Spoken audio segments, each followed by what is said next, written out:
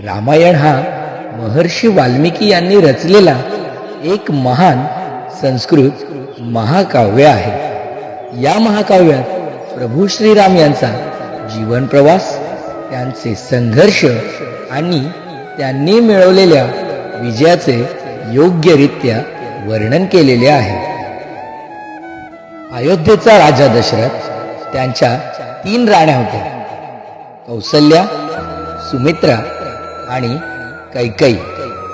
कौसल्यापासून राजा दशरथ यांना राम, सुमित्रेपासून लक्ष्मण व शत्रुघ्न, तर कैकेयीपासून भरत हे पुत्र जन्माला आले होते। राम हे सर्व गुणांनी संपन्न तथा शीलवान आणि पराक्रमी होते। त्यांचा विवाह मिथिला नरेश जनक यांची कन्या सीतेशी झाले।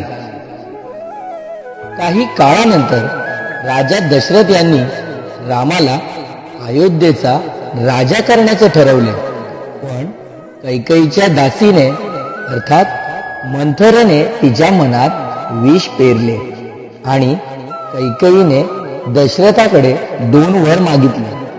पहिलं वर की भरतला अयोध्येचा राजा बनवावा आणि दुसरं वर की रामाला 14 वर्षासाठी वनवास द्यावा।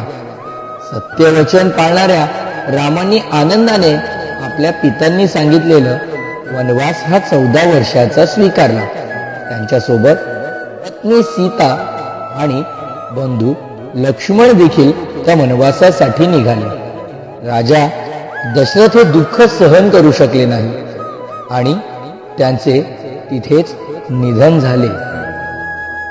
वनात असताना वनवासादरम्यान राक्षस राजा रावणाने कपटाने सीतेचे हरण केले आणि तिला लंकेत नेले। राम व लक्ष्मण सीता मातेला शोधण्यासाठी निघाले। त्यांना मार्गात हनुमान व सुग्रीव भेटले। सुग्रीवच्या मदतीनं रामाने वानरसेना जमवली। हनुमान लंकेत जाऊन सीतेची स्थिती जाणून आले आणि लंकेला आग लावून पुन्हा परतले। रामसेनेने समुद्रावरती राम सेतू बांधून लंकेमध्ये प्रवेश केला। लंकेत राम आणि रावण यांच्यात भीषण युद्ध झाले। प्रभू श्री रामांनी रावणाचा वध करून सीता मातेला मुक्त केले। अयोध्येत परतल्यानंतर श्रीरामांनी राज्याभिषेक केला, पण प्रजेच्या शंकेमुळे त्यांनी सीतेची अग्निपरीक्षा घेतली, ज्यातून सीता माता निर्दोष सिद्ध झाली। तरी लोकांच्या शंकेमुळे गर्भवती सीतेला वनवासात पाठवले। तिथे तिने वाल्मिकी ऋषींच्या आश्रमात राहून लवकुश या पुत्रांना जन्म दिला। नंतर लवकुश अयोध्येत रामाच्या दरबारामध्ये पोहोचले आणि त्यांच्या गीता गायनातून संपूर्ण रामायण सांगितले। अखेरीस सीतेने पृथ्वी मातेच्या साक्षीने भूमीमध्ये विलीन होण्याची इच्छा प्रकट केली आणि ती पृथ्वीने स्वीकारली। प्रभू श्री रामांनी देखील सरयू नदीमध्ये जलसमाधी घेतली। रामायण हा केवळ एक राजकुमाराची कथा नसून सत्य, कर्तव्य, निष्ठा आणि धर्माच्या पालनेची शिकवण देणारे एक महाकाव्य आहे।